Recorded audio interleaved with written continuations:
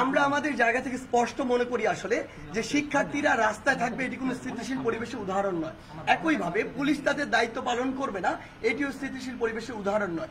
বরং দেশকে যদি আমরা স্থিতিশীলতার দিকে নিয়ে যেতে চাই তাহলে যার কর্মক্ষেত্র যেটি তাকে সেই জায়গায় কাজ করতে হবে।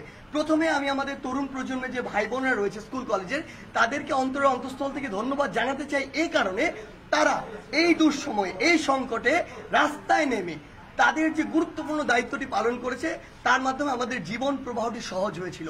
কিন্তু এখন সময় এসেছে তাদেরকে আবার পড়ার টেবিলে ফিরে যেতে হবে, শিক্ষা প্রতিষ্ঠানে ফিরে যেতে হবে। এবং এখন সময় এসেছে যখন আইন শৃঙ্খলা রক্ষাকারী বাহিনীর যে ভাই বোনেরা রয়েছে তাদেরকে আবার তাদের কর্মক্ষেত্রে ফিরে আসার পথটি করে দিতে হবে এবং ফিরে আসলে তাদেরকে স্বাগত জানাতে হবে।